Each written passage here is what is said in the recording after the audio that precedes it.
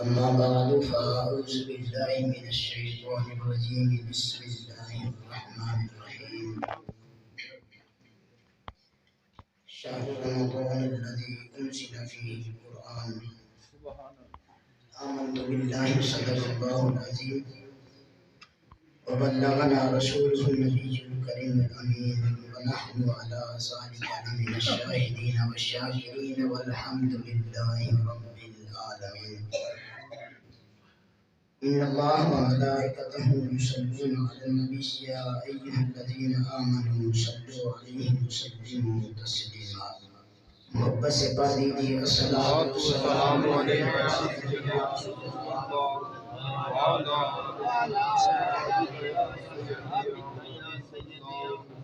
خوشک شاخوں کو وہ تازہ گلاب دیتے ہیں، خوشک شاخوں کو وہ تازہ گلاب دیتے ہیں، عہد پیری کو وہ پھر سے شباب دیتے ہیں۔ پڑھ لے درود غفلت نہ کر خدا کی قسم، تیرے سلام کا وہ اب بھی جواب دیتے ہیں۔ الصلاۃ والسلام علیک یا سیدی یا رسول اللہ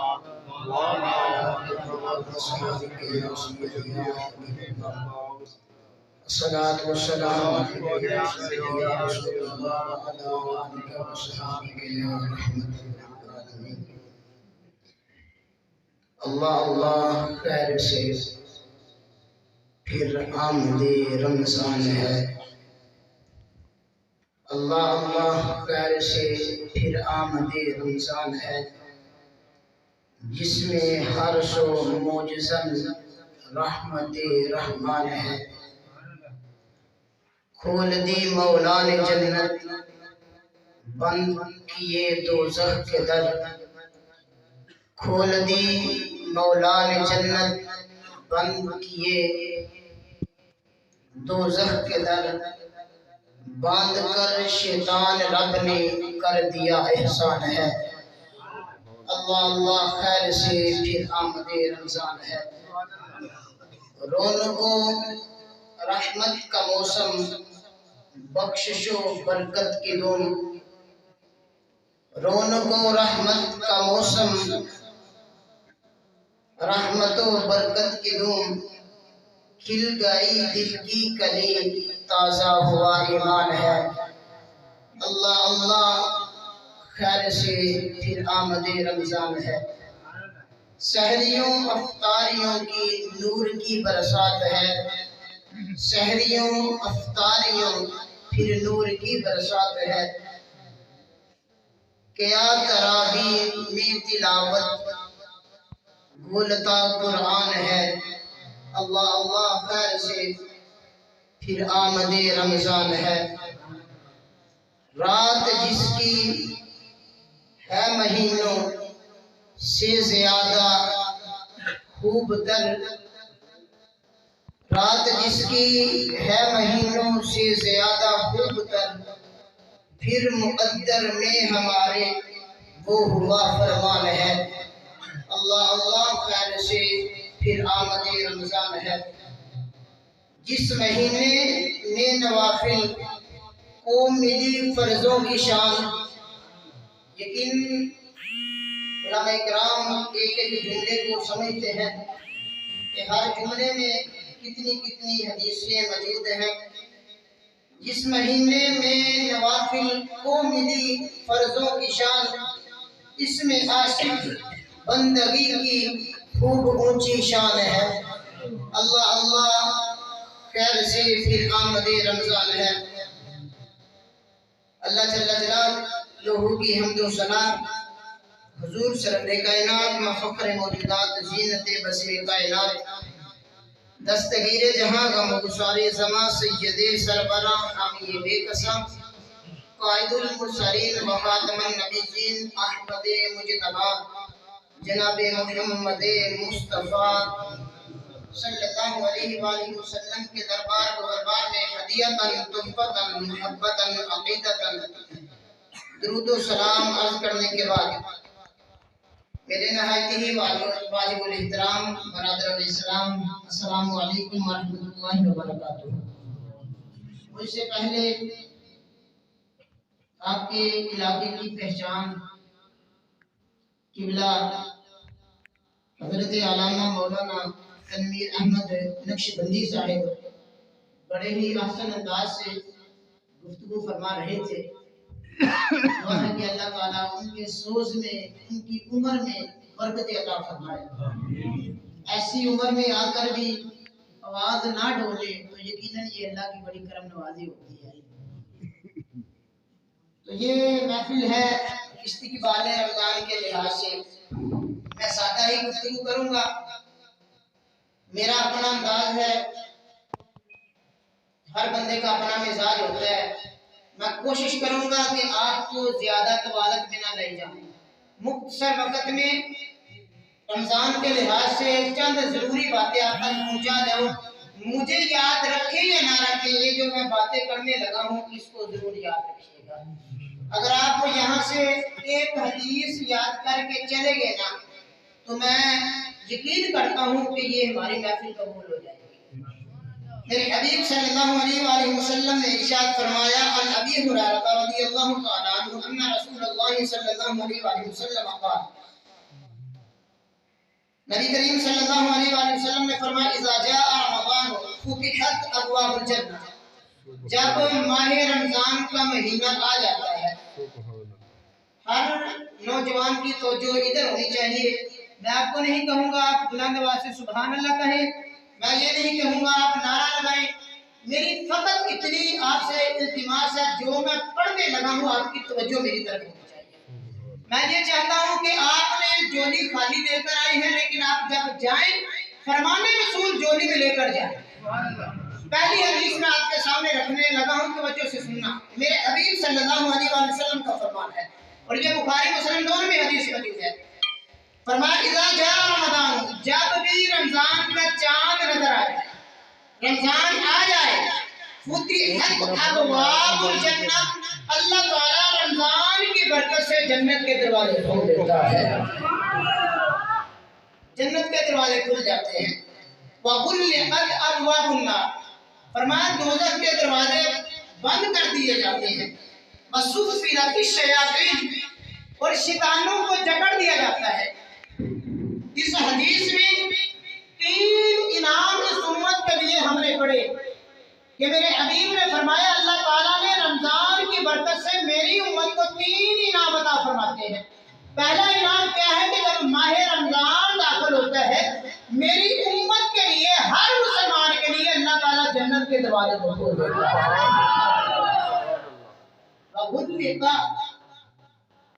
غلقت ابواب النار، دوزخ کے دروازے بند کر دیے جاتے ہیں۔ گویا کہ اللہ کی رحمتیں وعدے دیتی ہے، بندے اب آ جا، پورا سال تو نے گناہ کیے، اب تیرے پاس ٹائم ہے، آ جا، رب کی رحمت کے دروازے کھلے ہیں، اب تو جہنم کے دروازے بند ہیں، شیطان کو جکڑا ہوا ہے، صرف جنت کے دروازے کھلے ہیں، آ جا رب کی رحمت کے دروازے کے سامنے، اللہ تعالیٰ تیری بخشش فرما دے گا۔ پہلی حدیث ہم نے سماعت فرمائی، پہلی حدیث میں ہم نے کتنی چیزیں پڑھی؟ 3۔ کتنی؟ ذوق سے بولیے، کتنی چیزیں؟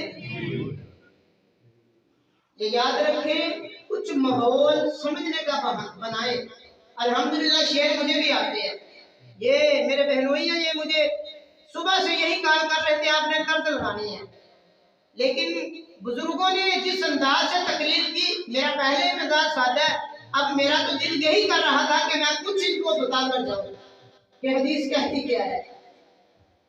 پہلی حدیث ہم نے پڑھی، اس میں 3 انعامات اس امت کے لیے پڑھے کہ جب رمضان داخل ہو جائے اللہ تعالیٰ جنت کے دروازے، ذوق سے بولیے، جنت کے دروازے، جس انداز سے آپ سبحان اللہ کہتے تھے اس انداز سے اب حدیث کے لفظ بولیے، جب رمضان داخل ہو اللہ جنت کے دروازے، دوزخ کے دروازے، شیطان جکڑا جاتا ہے۔ یہ پہلی حدیث ہے۔ اب دوسری حدیث سنیے، میرے حبیب صلی اللہ علیہ وآلہ وسلم کا فرمان علی شان سنیے اور ذرا غور کیجیے، میں اور آپ کہاں ہیں کہ مصطفیٰ کا فرمان کہاں ہے۔ حضرت کعب بن عجرہ رضی اللہ تعالیٰ عنہ راوی ہے، آپ فرماتے ہیں احضروا المنبر، میرے حبیب صلی اللہ علیہ وآلہ وسلم نے فرمایا میرے پیارے صحابہ میرا منبر دے کر آؤ۔ صحابہ کرام رضوان اللہ علیہم اجمعین فرماتے ہیں فحضرنا، ہم نے منبر کو حاضر کیا، فلما ارتقى درجة قال آمین، میرے حبیب نے جب منبر کی پہلی سیڑھی پر قدم رکھا، کئی سالوں سے آپ نے یہ حدیث سنی، لیکن آج وہ آپ کے سامنے عربی عبارت کے ساتھ سامنے پیش کرنے لگا۔ اب سنیے، یہ یاد رکھیں قرآن کا ترجمہ کرنا اور ہے، جو تفسیر عربی پڑھنے میں ہے وہ اور کسی میں نہیں ہے۔ فلما ارتقى درجة، میرے حبیب نے جب پہلی سیڑھی پر قدم رکھا، آمین کے لفظ ارشاد فرمائے۔ فلما ارتقى درجة الثانية، جب دوسری سیڑھی پر قدم رکھا، آمین کہا۔ فلما ارتقى درجة الثالثة، جب تیسری سیڑھی پر قدم رکھا، آمین کہا۔ آواز بالکل سادہ کریں تاکہ آواز سمجھ آئے۔ تیسری سیڑھی پر قدم رکھا، آمین کہا۔ صحابہ نے عرض کی یا رسول اللہ صلی اللہ علیہ وآلہ وسلم، کئی مرتبہ پہلے بھی آپ منبر پر تشریف لے جاتے تھے، نیچے بھی تشریف لاتے تھے، آج تک ایسا کبھی معاملہ پیش نہیں آیا، آج مسئلہ کیا ہے؟ یقیناً صحابہ جانتے تھے نگاہ مصطفیٰ جو دیکھ رہی ہے ہم نہیں وہ دیکھ سکتے۔ بے شک صحابہ نے یہ سوال کر کے پوری امت کو یہ درس دیا کہ نبوت کی نظر کا کمال اور ہے، امتی کی نظر کا کمال اور ہے۔ صحابہ نے سوال کیا، میرے مصطفیٰ صلی اللہ علیہ وآلہ وسلم فرمانے لگے فلما ان جبریل اورد علی، میرے پاس جبریل علیہ السلام تشریف لائے۔ اب یہ دیکھیں نا مجلس ہے، آج کچھ لوگ کہتے ہیں کہ اللہ کے نبی کو علم غیب نہیں، جب پوچھا جائے یہ دیکھیں یہ ہم بھی انسان ہیں وہ بھی انسان ہیں، جب ہم نہیں جانتے وہ کیسے جانتے ہیں؟ میں نے کہا یہ تو اعتراض صحابہ نے دور کیا، ایک ہی مجلس ہے، صحابہ بھی بیٹھے ہیں، مصطفیٰ کریم بھی بیٹھے ہیں، لیکن صحابہ نے عرض کی یا رسول اللہ منبر پر آپ نے قدم رکھا، ہم نے آپ کی زبان سے آمین کے لفظ سنے، سبب کیا ہے؟ میرے حبیب نے فرمایا میرے پاس جبریل آئے، میرے مصطفیٰ کی نگاہ نے جبریل کو دیکھا، صحابہ نے نہیں دیکھا، اس سے پتہ چلا ارے نبوت کی نگاہ اور ہے، امتی کی نگاہ اور ہے۔ ختم نبوت زندہ باد، ختم نبوت زندہ باد، زندہ باد۔ تو میرے حبیب صلی اللہ علیہ وآلہ وسلم نے فرمایا کہ جبریل علیہ السلام میرے پاس تشریف لائے، انہوں نے عرض کی بعد من ادرک رمضان، اے میرے پیارے حبیب جس بندے نے ماہ رمضان کو پایا، یقیناً آپ غور کریں کتنے تعداد میں لوگ جو پچھلے رمضان میں ہمارے درمیان موجود تھے آج نہیں ہیں، ہو سکتا ہے کہ اگلے رمضان میں ماہ رمضان ہو ہم موجود نہ ہو، لیکن خدا را اس مہینے کی قدر کریں۔ بعد من ادرک رمضان، یہ حضرت جبریل کی دعا ہے، حضرت جبریل دعا کر رہے ہیں یا رسول اللہ جو بندہ ماہ رمضان کو پائے فلم یغفر لہ، لیکن اپنے گناہوں کی توبہ نہ کرے، یعنی گناہ بخشوا نہ سکے، یعنی گناہوں کو رب کے سامنے رکھ کر توبہ نہ کر سکا۔ ارے جس نے ماہ رمضان کو پایا لیکن جنت حاصل نہ کی، ارے جس مہینے کی شان یہ ہو جنت کے دروازے کھلے ہوں لیکن پھر بھی جنت میں داخل نہ ہو سکا، فرمایا وہ بندہ ہلاک ہو جائے۔ میرے حبیب نے آمین۔ اب غور کریں نا ہمارے کتنے نوجوان ہیں جو روزہ رکھتے ہیں۔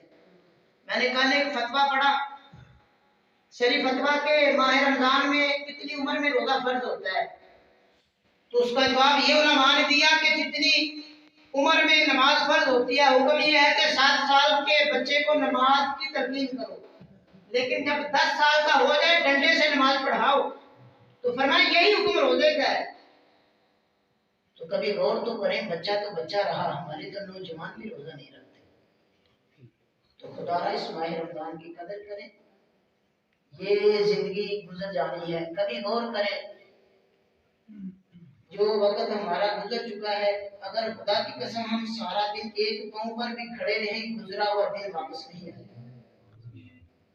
تو اپنے آنے والے دن کی قدر کریں، اگر آپ نے سانسیں دی ہیں اس کی قدر کریں، اگر یہ سانسیں رب کی عبادت میں گزر جائیں اس سے بڑی ہماری کامیابی نہیں۔ یاد رکھیں یہ نعرے مارنا اور ہے، تاجدار ختم نبوت، کتنے لوگ ہیں نعرے مارنے کے بعد صبح نماز فجر ادا نہیں کرتے، اگر کوئی بندہ عیسائی ہمارا بھی نماز پکڑے، رات کو عشق مصطفیٰ کے نعرے لگاتے تھے، کہاں گیا تمہارا عشق؟ ارے جس مصطفیٰ نے یہ فرمایا نماز میری آنکھوں کی ٹھنڈک ہے، کیا نعرہ تو نہیں مارنا؟ کیا ہم جواب دیں گے؟ کبھی غور تو کریں، یعنی میرے اور آپ کے پاس کیا جواب ہے؟ ہمارے کتنے نوجوان ہیں جو قرآن نہیں پڑھے ہوئے؟ وہ بزرگ فرما رہے تھے، امام اعظم ابو حنیفہ 61 مرتبہ قرآن پڑھتے تھے ماہ رمضان میں۔ ہمارے نوجوان تو 3 سال قرآن مجید کو ہاتھ نہیں لگاتے، لیکن اس کے باوجود ہمارا نعرہ یہی ہے، تاجدار ختم۔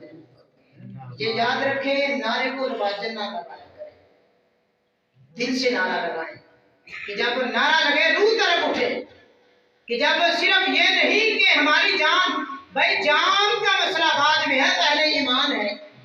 ایمان یہ تقاضا کرتا ہے جب اللہ اکبر کی صدا آئے مسلمان مسجد میں آ جائے، لیکن ہم اس بات کی طرف توجہ نہیں کرتے۔ تو میرے حبیب صلی اللہ علیہ وآلہ وسلم نے فرمایا، دوسری سیڑھی پر جب قدم رکھا، حضرت جبریل علیہ السلام عرض کرنے لگے، باعوذ من ذکرت عنده، جس بندے کے پاس میرے حبیب صلی اللہ علیہ وآلہ وسلم کا اسم گرامی ذکر کیا جائے لیکن وہ درود نہ پڑھے، اے میرے پیارے حبیب وہ بندہ ہلاک ہو جائے۔ تو کبھی غور تو کرے، ہمارے نوجوان جو آج 9th 10th کلاس میں موجود ہیں، ہمارے حالات کیا ہیں؟ اسکول کا سبق ملتا ہے ہمیں لکھنے کے لیے، سارا صفحہ لکھ لیتے ہیں، لیکن جب پیارے حبیب کا نام آتا ہے نا، درود نہیں ہم لکھتے، صلی اللہ علیہ وسلم کی توفیق نہیں ہوتے، وہاں چھوٹا سا سواد لکھ دیتے ہیں۔ یہ ہماری محبت ہے اپنے حبیب سے، حتیٰ کہ فائدہ میرا اور آپ کا، میرے حبیب نے فرمایا صلی علیہ وسلم، جس بندے نے میں محمد صلی اللہ علیہ وسلم پر ایک مرتبہ درود پڑھا، صلی اللہ علیہ عشر مرات، اللہ تعالیٰ 10 مرتبہ اس پہ نظر رحمت فرماتا ہے۔ تو غور کریں نا ہمارا معاشرہ کیا ہے، اور ہم تو اصل بات ہے دین کی گفتگو سمجھنے کا، لیکن اگر ہم نے اپنی جوانیوں کو محض نعروں میں گزار دیا کہ نعرہ مار دیا جنت مل گئی، اگر یہ حالات تھے تو صحابہ کو ساری رات نفل پڑھنے کی کیا ضرورت تھی؟ ارے اللہ کے بندوں، اگر یہی حالات ہے کہ علامہ صاحب نعرے مارنا بھی چلو ٹھیک ہے، یہ تے نعرے مارتے تھے ساری رات، اس طرح نعرے والے نو نعرے تے رہن دیو، نعرے بھی مارنا چنگی گل ہے، نماز بھی انج تلقین کرو کہ نماز بھی پڑھو، ایویں الٹ سمجھاں گے اسی کہ نعرے تو علامہ صاحب منع کرتے نے پے، یہ دیکھیں الحمدللہ کرو یار، نعرے سے منع نہیں میں کرتا، ہم خود اس بات کے قائل ہیں، الحمدللہ نقشبندی ہوں میں، پھر موضوع اور رکھ لو، نعرے مارو تے انج کرو تے انج تو کرو، اصل میں جس بات کی طرف میں توجہ دلانا چاہتا ہوں وہ یہ ہے کہ یہ نہیں کہ فقط آپ خالی نعرے یہاں مار کر چلے جائیں، ہمیں اپنی عملی زندگی طرف آنا ہوگا کہ جو مسلمان کی شان ہے اس کی طرف ہمیں پلٹنا ہوگا کہ مسلمان کہتے کسے ہیں۔ ہمارے یہ کھوکھلے نعرے صرف کام نہیں آئیں گے، ہمیں اپنے عمل کی طرف پلٹنا ہوگا کہ مسلمان کے عمل کے تقاضے کیا ہیں، کہ اگر اذان ہو مسجد خالی ہو، موضوع اور کر لو تھوڑا جا، نعرے والا چھڑ چھڑو پھر بعد کر لیں گے۔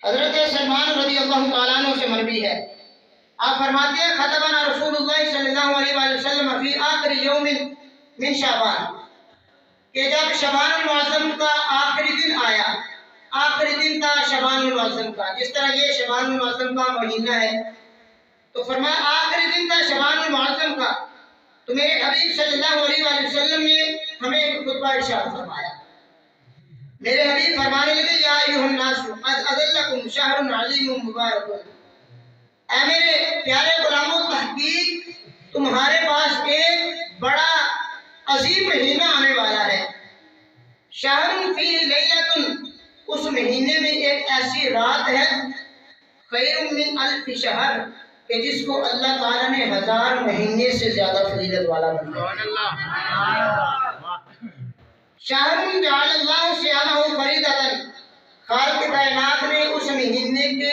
دن کے روزوں کو آپ پر فرض کیا ہے، وقیام لیلہ تطوعا، اور اللہ تعالیٰ نے اس مہینے کی جو رات کی عبادت ہے اس کو تمہارے لیے نوافل بنائی ہے، فرمایا من تقرب فیہ بخصلۃ من الخیر، اس مہینے کی شان یہ ہے جو آنے والا ہے ماہ رمضان، اس مہینے میں جو بندہ ایک نیکی کرے تو فرمایا کانا کمن ادى فریضۃ، اللہ تعالیٰ اس بندے کو فرض کا ثواب عطا فرماتے ہیں۔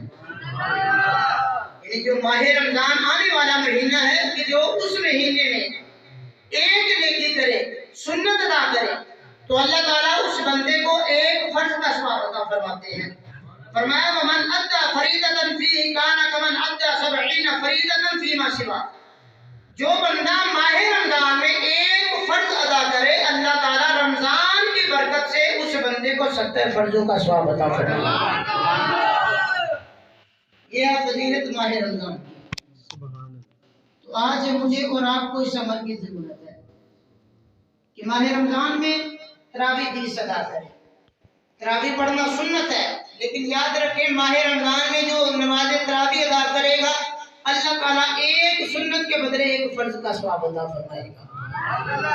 پھر میرے مصطفیٰ صلی اللہ علیہ وآلہ وسلم نے ارشاد فرمایا من فطر فیہ صائما کان مغفرۃ لذنوبہ وعتق رقبتہ من النار، جس بندے نے ماہ رمضان میں کسی مسلمان بندے کا روزہ افطار کرایا، یہ بھی بڑی قابل غور حدیث ہے، جس بندے نے ماہ رمضان میں کسی کا روزہ افطار کروایا، کان مغفرۃ لذنوبہ، اللہ تعالیٰ اس کے جتنے بھی صغیرہ گناہ ہیں سارے افطار کروانے کے برکت سے معاف فرما دیتا ہے۔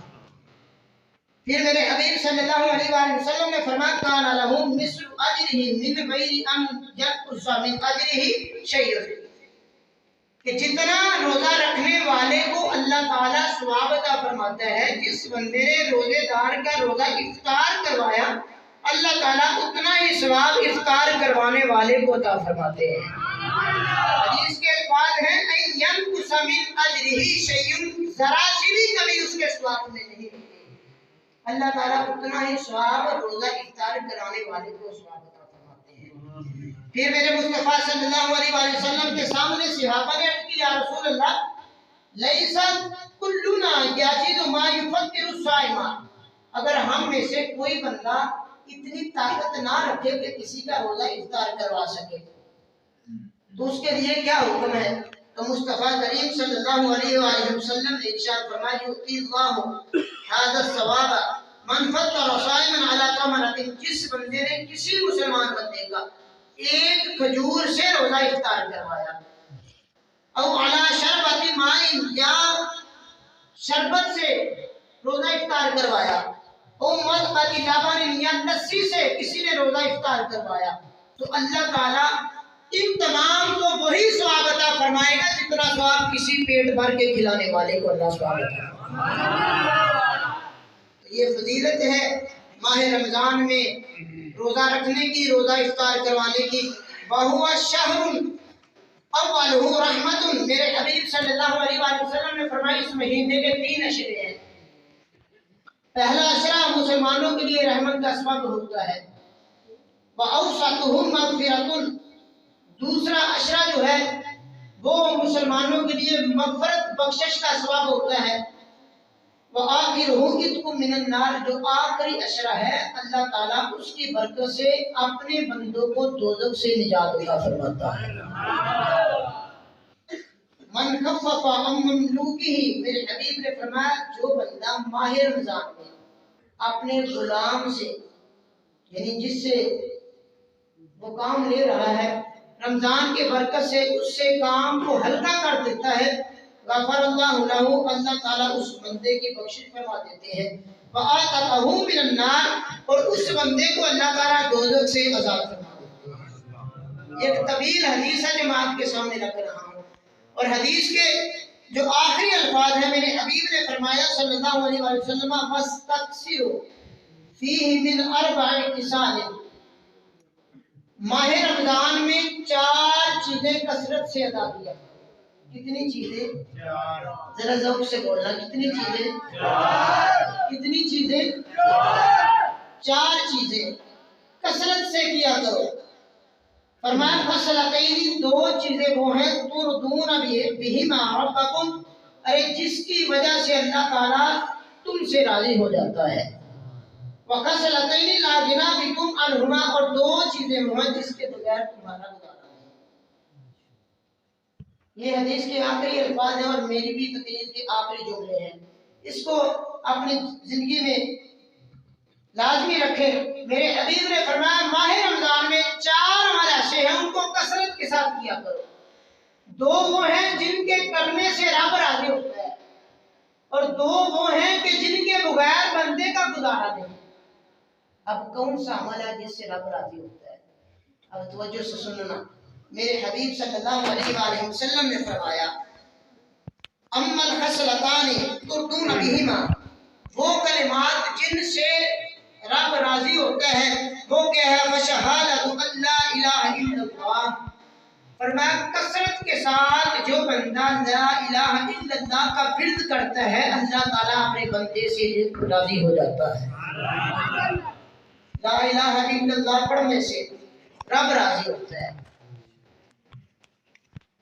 وَتَسْتَغْفِرُونَهُ، اور فرمایا کثرت کے ساتھ رمضان میں استغفر اللہ پڑھنے سے رب راضی ہوتا ہے. 2 جملے وہ ہیں جن سے رب راضی ہوتا ہے. ایک ہے لا الہ الا اللہ، دوسرا کیا ہے؟ ذوق سے بولیے کیا ہے؟ حضرت موسیٰ کلیم اللہ علیہ السلام نے بارگاہ جلالت میں عرض کی یا رب العالمین مجھے کچھ ایسی چیز عطا فرمائے جو کسی کو نہ ملی ہو. تو خالق کائنات نے فرمایا تم کثرت کے ساتھ آپ لا الہ الا اللہ کا ورد کیا جائے. تو آپ عرض کرنے لگے یا رب العالمین یہ تو ہر بندہ کلمہ پڑھتا ہے، میرا سوال یہ تھا کہ وہ چیز ملے جو کسی کو نہ ملی ہو. تو خالق کائنات نے فرمایا میرے پیارے کلیم کیا تم جانتے ہو کہ اس کا مقام کیا ہے؟ لا الہ الا اللہ کے کلمے کو اگر ایک پلڑے میں رکھ دیا جائے، پوری کائنات کے صدقات کو دوسرے پلڑے میں رکھ دیا جائے، پھر بھی لا الہ الا اللہ کا وزن زیادہ ہو جائے گا. تو فرمایا 4 چیزیں رمضان میں کثرت سے کیا کرو. پہلا لا الہ الا اللہ کا ورد کیا کرو، کثرت کے ساتھ کلمہ طیبہ پڑھا کرو. دوسرا فرمایا استغفار کیا کرو. آپ بھی نوجوان بھائی ان چیزوں کو اپنے اوپر لازم قرار دیں. آنے والے ماہ رمضان میں جو قرآن نہیں پڑھے قرآن سیکھنے کی کوشش کریں. 2 چیزیں وہ ہیں کہ جن سے فرمایا جن کے بغیر بندے کا گزارا نہیں. 4 چیزیں تھی، 2 وہ تھی جن سے رب راضی ہوتا ہے، اور فرمایا 2 وہ ہیں جن کے بغیر ہر مسلمان کا گزارا نہیں. فرمایا پہلی چیز فَتَسْأَلُونَ اللَّهَ الْجَنَّةَ، اللہ تعالیٰ سے کثرت کے ساتھ جنت کا سوال کیا.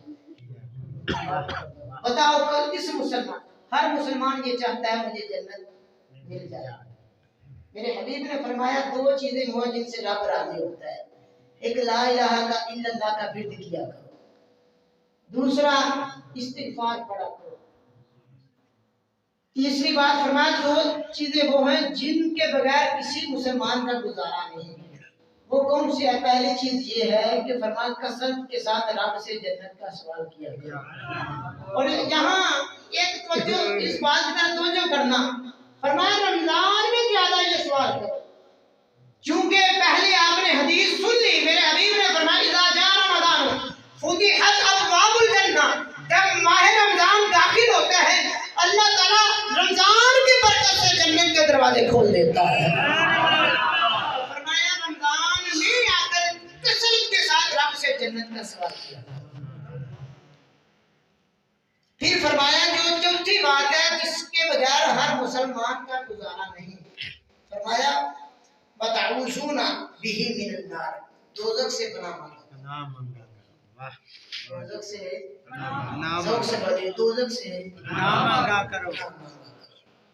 تو پناہ کیسے ہوگی کہ جب بندہ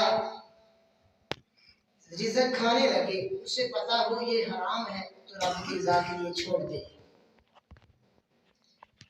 اذان ہو جانے لگے لیکن کان میں اذان پڑے اللہ اکبر کی صدا آئے تو گلی بازار میں جانا ترک کر دے، مسجد میں آ جائے. علامہ شبلی علیہ رحمہ آپ وہ امام ہیں جنہوں نے 40 سال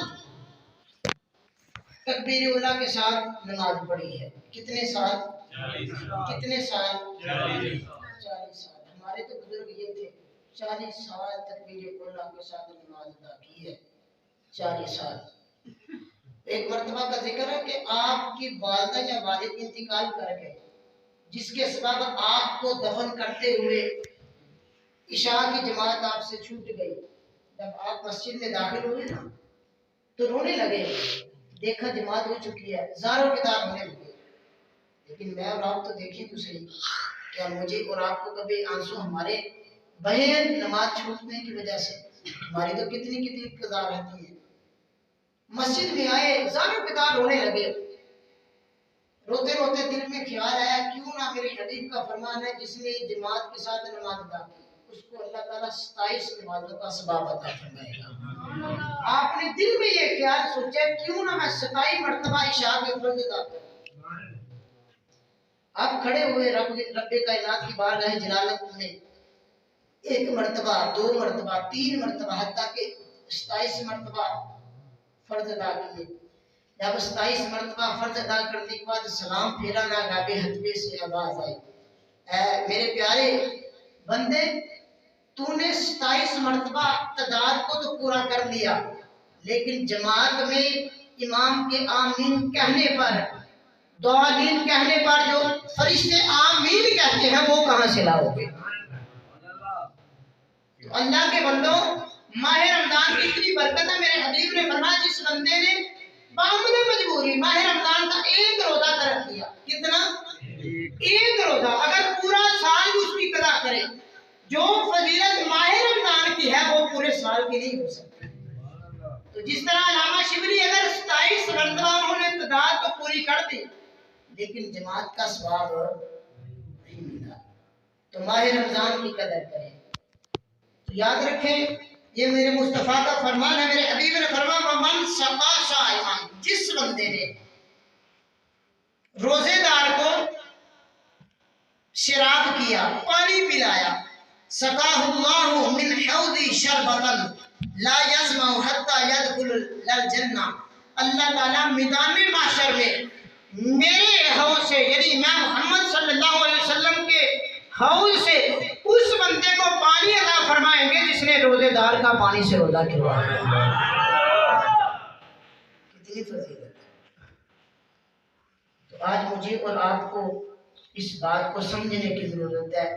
میرے بزرگ ہیں، یہ میرے محسن ہیں، یہ یاد رکھیں. میں قطعاً نعروں کے خلاف نہیں. میں خود الحمدللہ قبلہ امیر المجاہدین قادم حسین رضوی علیہ رحمہ کے تقریباً ہر جلسے میں ہم نے شرکت کی ہے. فیض آباد جب وہ درنے میں تھے ہم نے اپنا علاقہ قلعہ کالر بند کیا تھا.